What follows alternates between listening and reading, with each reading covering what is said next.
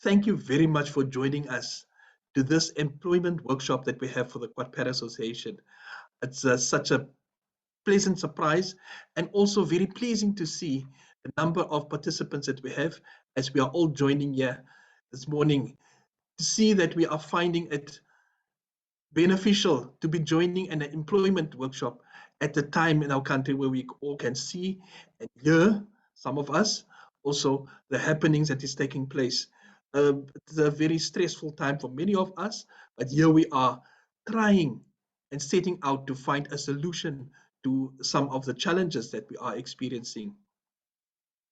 As we are still admitting some of our people into this meeting, thank you very much, Mariska, for doing that. I just quickly want to touch on the program that we will have this morning, and also just a little bit of a background of the QuadPara Association of South Africa. As Dhaneshree has welcomed everyone, she is the recruitment officer, and she will give us a little bit of an introduction, and also she will give us some input and also a background of the work readiness program that we have on offer for our organization. I also want to point out that we also have Lisa Bradshaw of Bradshaw LaRue Corporation that will also take us through the reasonable accommodation of persons with employing persons with disabilities. And we also have the previous CEO of the QuadPara Association, Mr. Ariselis, who will do a session on the value proposition on employing persons with disabilities. And we are also very fortunate to have Mr. Peter de Tooy, who is an employment equity consultant, and he will be discussing some of the employment equity, the policies and the practices that are in place. So, and we also will have a question and answer session after each speaker. So we are set out to have a jam-packed session today where we can engage and to see what the value proposition and to see also how important it is and also some of the methods that we can employ on appointing and employing persons with disability, which will contribute to the hardship that we can see that we are facing as a country, and also improve the situation of many people with disabilities. And with that, I just want to, having said that, I just want to touch on who QASA is, QuadPara Association of South Africa. We are a disabled persons organization. We're an NPO, registered NPO, and we are a national organization. We have, as many of you, we're fortunate to have partners in this meeting that we have a long-term relationship with, that will be knowing that has been known to us for some time, and also has known the work that QASA does. And you will know, and for the new people that is joining us, that's not aware of what we're doing and how we're doing it, we are a national organization, and we have branches in 5 of the 6 regional associations, that is as a footprint in 5 of the provinces. And we have offer many projects, products, and services, especially to quadriplegics and paraplegics. But we recently have branched out to enable us to reach more people with disabilities, various mobility impaired persons. So as I said, we have 6 regions that we have, and some of our projects and our services, we have a driver training project, called Driving Ambitions, that is tied into this work readiness program that we have, because we do see at times that having a driver's license will actually improve the chances of the person for being recruited for the job, even though sometimes the inherent requirements is not even set out that you have to drive have to be able to drive or but to have a driver's license will enable you to get a job at times. But that is one of the programs that we have. We offer a assistive device program where we issue our members and assist our members in getting the correct assistive device, especially a wheelchair. And we have the skills program, of which our work readiness program is one of them, and Dhaneshree will touch on it. But what we set out to do is, our vision is to make sure that every quadriplegic and paraplegic will live their lives to their full potential. That is the overall, the holistic approach that we have. That is our ultimate goal. But for us to reach that goal, we have our certain objectives. So we need to improve the skills. We need to make sure that our memberships membership not only rely on the measly SASA grant that they get. We need to make sure that every aspect of that life of that person is being accommodated for and being improved in some of the campaigns and the services that we have, while we also set out to prevent spinal cord injury. So our organization is lucrative currently because of our status that we have. We look good to companies. Companies would want to do business with the QuadPara Association of South Africa. Our As I said, we have a board that is 100% disabled people.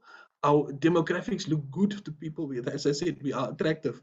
So today, what we will do today is to touch on some of the elements and also some of the elements that will show how valuable it is to create and appoint people with disabilities into the companies that we have that out there that can ensure that our members not only contribute to the economy, but also improve their lives.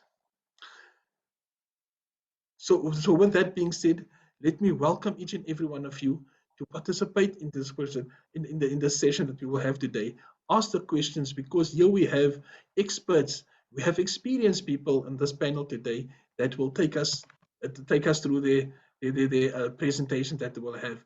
Let us, each and every one of us, make a concerted effort today to make sure that we set out, gather as much information as we can out of the session, ask the questions that you want to ask, to have the information so that you can equip yourself in understanding what value will be added to your company and to your organization and into the community as a whole, to ensure inclusion of persons with disability in appointing them and ensuring that they have employment, so that they can not only improve their lives, but also the lives of their family members, and so that all livelihoods can be improved and increased and impact on the betterment of all of us, which is what we want to set out to do.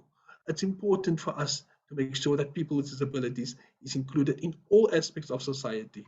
So let us today join in this session that we will have, this workshop, participate, sit back, ask the questions, engage with the speakers as we take in what each and every one of them will present, and also present for us, so that we can ensure that we play our part in ensuring that all quadriplegics and paraplegics will live their lives to their full potential. So thank you very much, everyone, for joining us. I hope you'll have a successful session today, and that we have Mariska, our tech support, our communications officer, that will take care of us. If we drop off, she will assist that we can join again, and make sure that each and every one of us has a chance to engage, ask the questions either in the chat box or raise their hand to ask the questions. But let me hand back to Dhaneshree to take us into the session that tell us exactly what the work readiness program of QuadPara Association is. Thank you very much.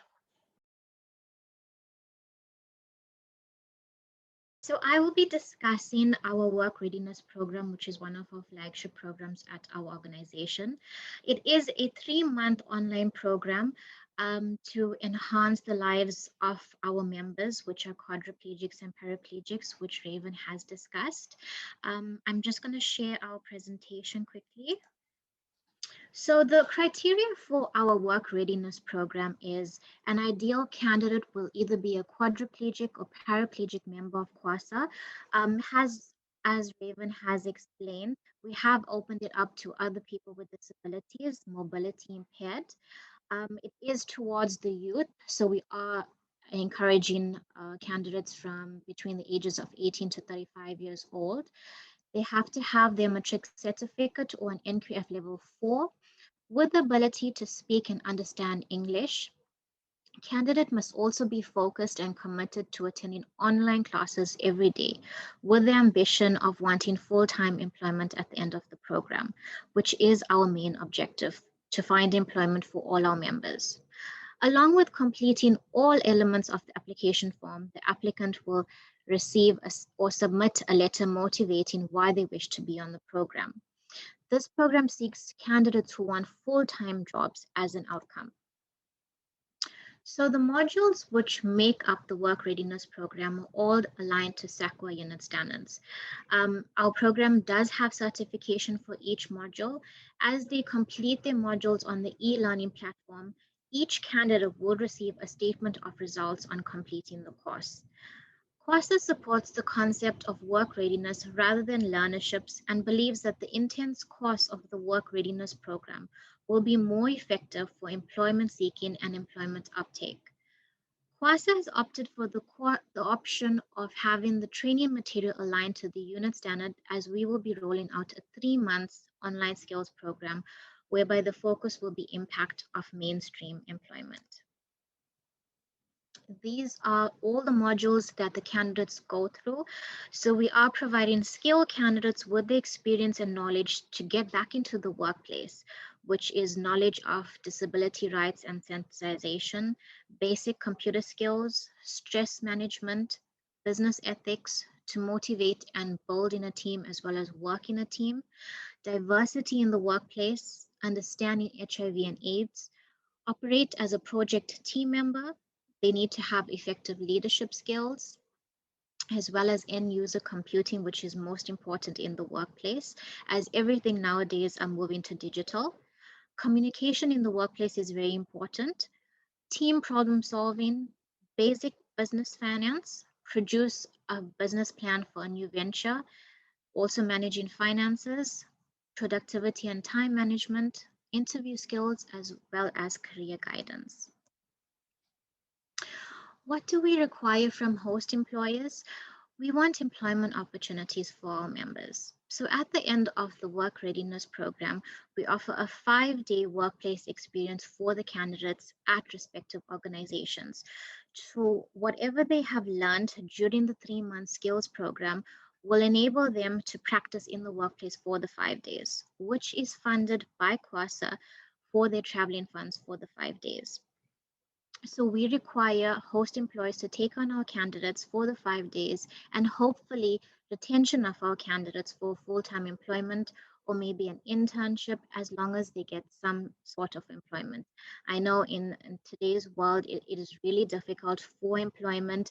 Everyone's working remotely, but our candidates are equipped to work from home as they are doing the online program remotely.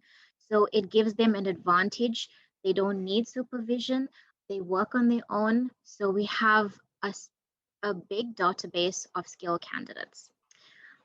So that's basically our work readiness program. And we also offer sensitization training if you uptake our candidates for the 5-day workplace experience, which is completely